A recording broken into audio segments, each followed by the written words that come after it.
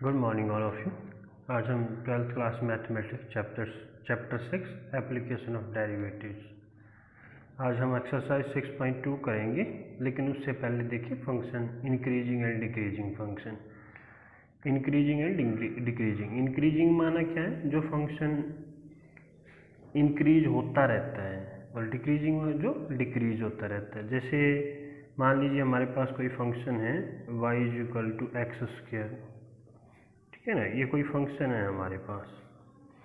तो जैसे मान लीजिए हम इसका ये ग्राफ ड्रा करते हैं, ये क्या है, पाराबोला है। कौन सा? अपवर्ड पाराबोला है। तो जैसे हम लोग मान लीजिए उसका ग्राफ ड्रा करते हैं, तो उसको ग्राफ इस तरह से आता है बना, ठीक है ना, ये एक्स एक्सिस, ये वाई एक्सिस। अब देखो जब हम ग्राफ को देखते हैं, अब देखो ये ओरिजिन हो गया, ओरिजिन के लेफ्ट और राइट में, पहले हम लोग राइट में देखते हैं। राइट में देखते हैं, देखो ये फंक्शन है ना, जैसे जैसे x की वैल्यू बढ़ती जा रही है वैसे वैसे ग्राफ भी इंक्रीज होता जा रहा है। सपोज करो हम लोग इस पे कोई 2 पॉइंट ले लेते हैं इस कर्व के ऊपर, सिर्फ हम लोग राइट की बात कर रहे हैं ना, राइट, ओरिजिन के राइट की बात कर रहे हैं।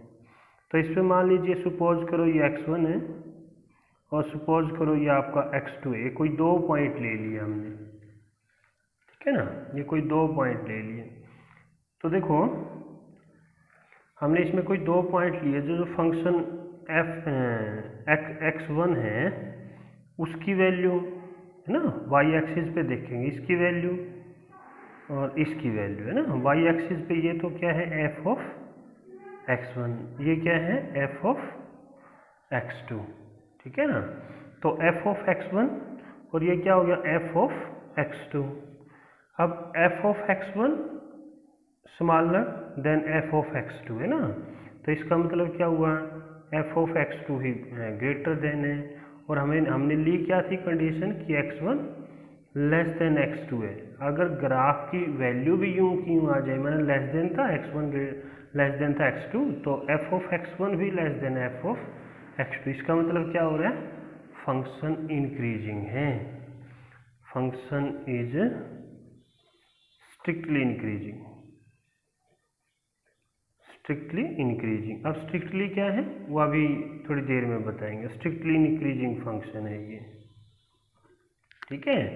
इसी तरह से देखो हम लोग देखते हैं लेफ्ट साइड में, देखते हैं ये लेफ्ट साइड लेंगे, इस पे भी कोई 2 पॉइंट ले लो। मान लो सपोज करो ये हमने लिया वही x1 और ये लिया हमने x2, ठीक है ना, ये x1 x2 लिया। इसकी corresponding value case number second लेते हैं, मतलब ये केस नंबर फर्स्ट था। केस नंबर सेकंड में अब देखो x1 क्या है, ग्रेटर है ना, और x2 क्या है, स्मॉलर है, क्योंकि नेगेटिव में है ना, ये नेगेटिव डायरेक्शन में है ये मतलब। अच्छा तो देखो f of x1 f of x2, अब देखो यहाँ x1 ग्रेटर देन, तो यहाँ फंक्शन की वैल्यू लेस देन हो गई है, तो इसका मतलब क्या हो रहा है, फंक्शन डिक्रीज हो रहा है। जैसे जैसे x की वैल्यू बढ़ाते जा रहे हैं तो फंक्शन क्या होता जा रहा है, डिक्रीज होता है। तो फंक्शन इज स्ट्रिक्टली डिक्रीजिंग,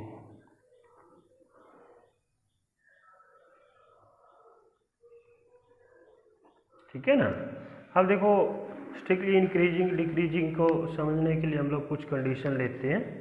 सबसे पहले तो देखो यहाँ से हमें क्या कंक्लूजन निकला है कि भाई हमारे पास जो मान लीजिए एक कंक्लूजन क्या निकला, कंक्लूजन ये निकला कि अगर x1 लेस देन x2 है और this implies f of x1 less then f of x2 हो जाए, ठीक है, x1 सेम यूं का यूं हो जाए, तो दिस इम्प्लाइज फंक्शन क्या है, स्ट्रिक्टली इंक्रीजिंग, ठीक है।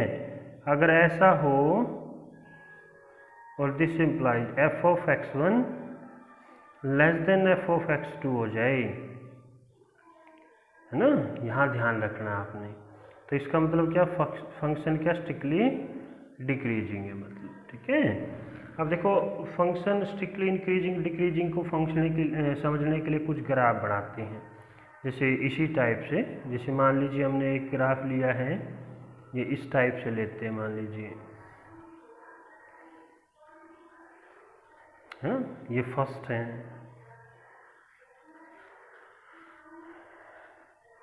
एक ग्राफ हमने इस तरह से लिया,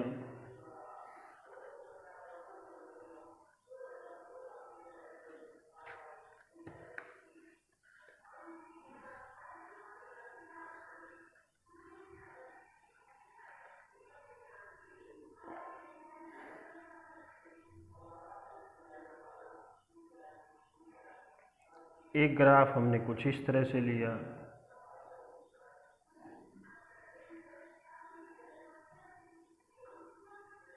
एक ग्राफ हमने कुछ इस तरह से लिया, ठीक है ना। ये कई कंडीशंस हैं, एक टाइप का और लेंगे,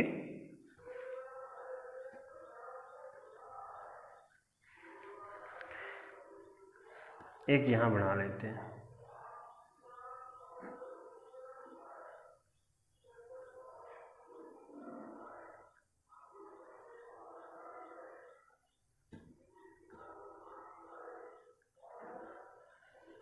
ठीक है ना। अब देखो पहले ग्राफ को देखते हैं हम लोग। देखो ये एक्स की कोई भी वैल्यू ले, डोमेन में से एक्स की कोई भी वैल्यू लें तो ये ऑलवेज इंक्रीजिंग है ना।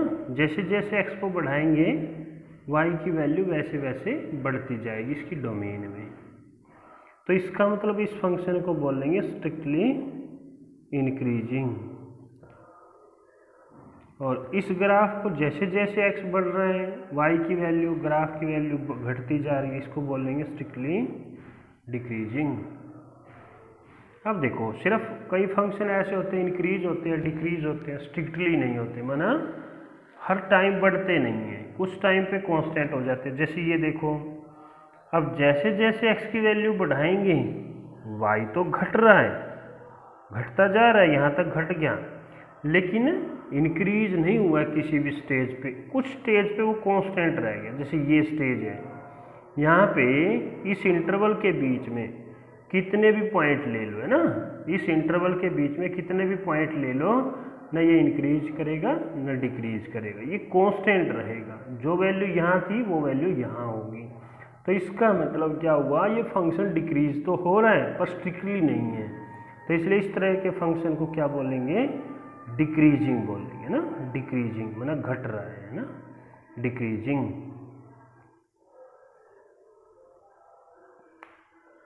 डिक्रीजिंग है ये। अच्छा उसके बाद जैसे इंक्रीजिंग का है, इंक्रीजिंग के लिए देखो ये देखो एक्स एक्सिस के डोमेन में कोई भी वैल्यू लेंगे, ग्राफ की वैल्यू, वाई एक्सिस उसकी कॉरस्पॉन्डिंग वाई की वैल्यू हमेशा इंक्रीज होगी। लेकिन ये स्टेज ऐसी है कोई भी वैल्यू लेंगे इस इंटरवल के बीच में से ये ना इंक्रीज होगा ना डिक्रीज होगा।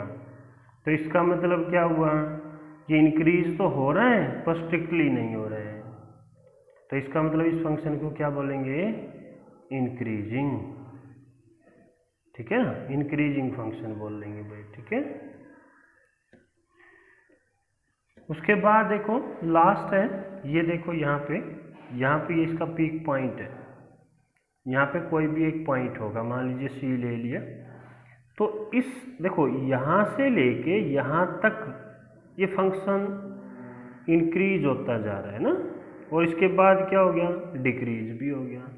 इसका मतलब क्या हुआ, ये इंक्रीज भी हो रहा है और डिक्रीज भी हो रहा है, लेकिन ना इंक्रीज ना डिक्रीज, मतलब दोनों काम कर रहा है। तो इसका मतलब नाइदर इंक्रीजिंग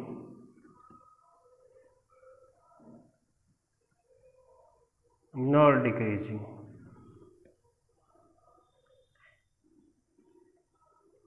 ठीक है ना, ये ना घट रहा है ना बढ़ रहा है, मतलब ना नाइदर इंक्रीजिंग नॉर डिक्रीजिंग, मतलब ये नहीं है कि इसमें कोई सा भी नहीं, दोनों हो गए।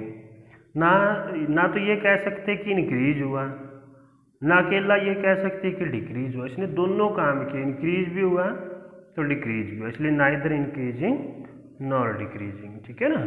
अब देखो नेक्स्ट टॉपिक है, देखो अब हम इनको लिखेंगे कैसे कि x1 लेस देन x2 है, तो दिस इम्प्लाइज अगर f of x1 also less than f of x2 हो तो फंक्शन इज इंक्रीजिंग, है ना, स्ट्रिक्टली इंक्रीजिंग हो जाएगा। अगर x1 less than x2, this implies f of x1 less than और equal to f of x2 आ जाए तो फंक्शन क्या होगा फिर।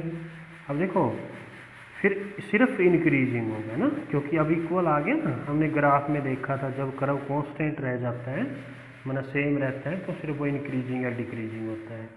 इसी तरह से x1 लेस देन x2 हो, दिस इम्प्लाइज लेकिन f of x1 greater than f of x2 आ जाए तो फंक्शन क्या होगा, फंक्शन इज स्ट्रिक्टली डिक्रीजिंग।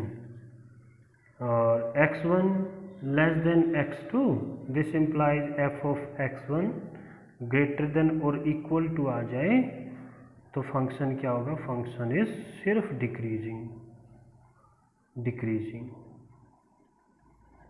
अब देखो हम इसको ना फर्स्ट ऑर्डर डेरिवेटिव से समझते हैं। जैसे सपोज करो हमारे पास कोई ग्राफ है, इस तरह का है, ये इस तरह से हमने कोई ग्राफ ले लिया है ना, ये वाई एक्सिस, ये एक्स एक्सिस, ये ओरिजिन है ना। इस पे कोई दो पॉइंट लेते हैं ना, ये हमने लिया x1 और ये लिया हमने कोई x2। यहाँ पर x1 क्या है, लेस देन x2 है ना, इसकी कॉरस्पॉन्डिंग वैल्यू y में क्या होगी, f ऑफ x1, इसकी कॉरस्पॉन्डिंग y में वैल्यू क्या होगी, f ऑफ x2, ठीक है। अब देखो x1 लेस देन x2 है ना, तो x2 माइनस x1 कैसी क्वांटिटी आएगी, पॉजिटिव आएगी, x2 माइनस x1, और इसको क्या बोलते हैं, change in x, change in x को dx बोलते हैं, ये पॉजिटिव हो गया। इसी तरह से f of x2 minus f of x1, ये भी ग्रेटर देन है ना f ऑफ x1 से, तो ये भी क्या आएगा, पॉजिटिव। इसको क्या बोलते हैं, चेंज इन y, तो ये भी पॉजिटिव। अब देखो dy बाई dx निकालते हैं ना, dy by dx, dy by क्या है, dy भी पॉजिटिव है और dx भी पॉजिटिव, पॉजिटिव पॉजिटिव तो पॉजिटिव बन गया। तो इसका मतलब क्या हुआ, f डैश x माना डेरिवेटिव है ना, डेरिवेटिव क्या हो गया, ग्रेटर देन मतलब प्लस माना ग्रेटर देन 0, तो फंक्शन क्या होगा, अगर first order derivative greater than 0 आ जाए तो फंक्शन इज स्ट्रिक्टली इंक्रीजिंग। इसी तरह से देखो मान लो ग्राफ हमारे पास इस टाइप से है, इस टाइप से, इस पे भी कोई दो पॉइंट ले लो, x1 x2, ठीक है।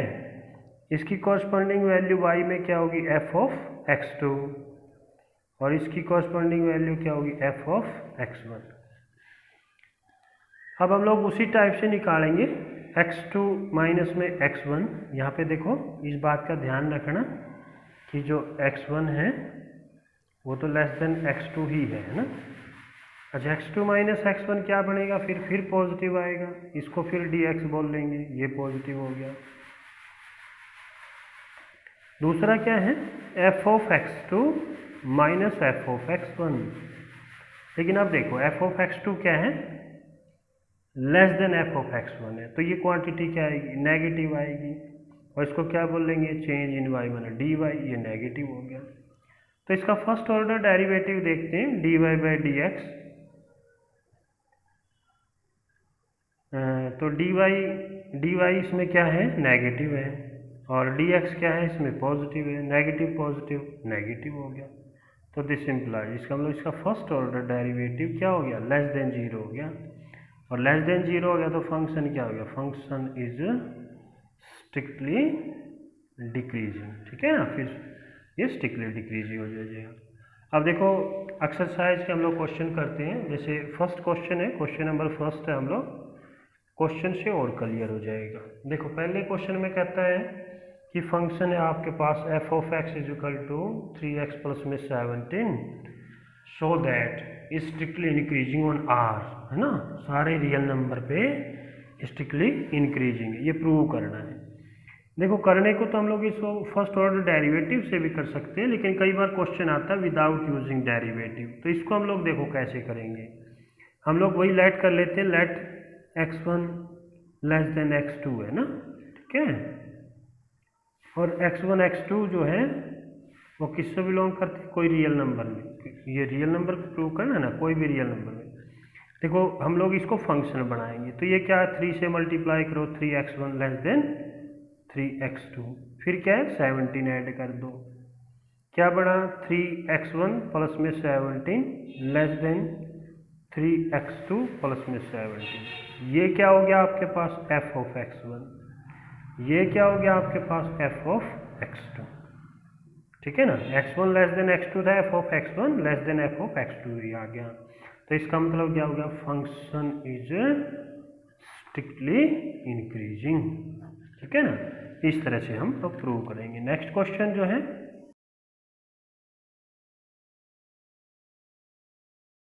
क्वेश्चन नंबर सेकंड है, ये भी उसी तरह से प्रूव करना है कि स्ट्रिक्टली इंक्रीजिंग ऑन आर है, ठीक है। तो जैसे मान लीजिए उसी तरह से लेट कर लेते हैं, late x1 less than x2 है ना, x1 x2 क्या है, बिलोंग्स टू इंटरवल, कोई इंटरवल के डोमेन के कोई दो एलिमेंट हैं। अच्छा जी, तो देखो यहाँ रखते हैं, तो e2x1 लेस देन, जैसे यहाँ x1 रखेंगे तो यहाँ e की पावर 2x1 हो जाएगा, यहाँ क्या हो जाएगा e की पावर 2x2, इसको क्या लिखेंगे f of x1 less then f of x2, ये भी है, तो इसका मतलब फंक्शन क्या हो गया, स्ट्रिक्टली इंक्रीजिंग हो जाएगा। कोई भी वैल्यू लेंगे उसकी डोमेन में से, है ना, तो सारे के सारे रियल नंबर पे यह स्ट्रिक्टली इंक्रीजिंग होगा। देखो क्वेश्चन नंबर जो आपका है थर्ड है,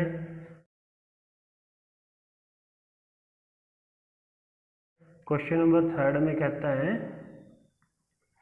क्वेश्चन नंबर थर्ड में कह रहा है so that the function given by f of x is equal to sine x is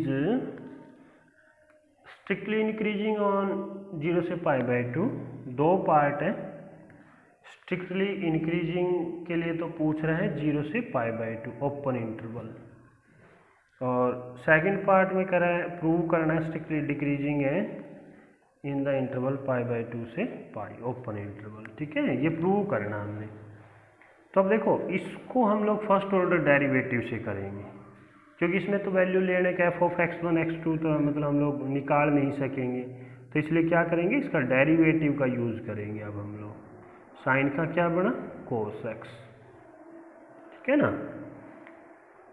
अब देखो 0 से π/2 है ना, फॉर फर्स्ट पार्ट ले लेते हैं, फॉर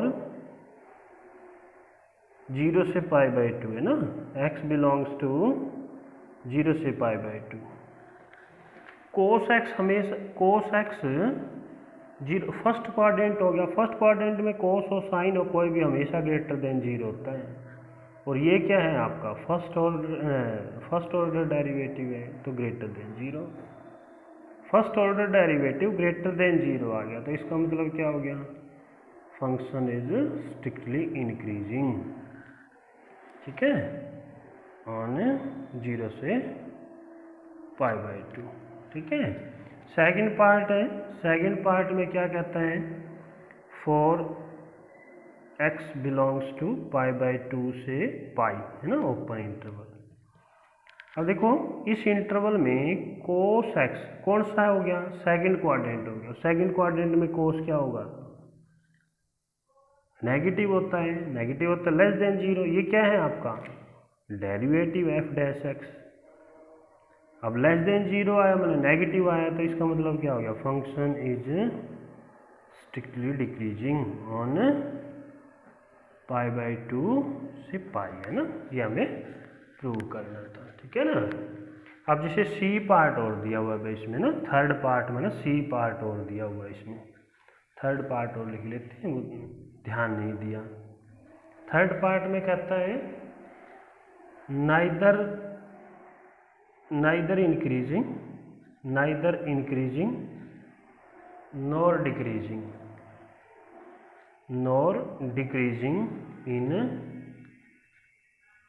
in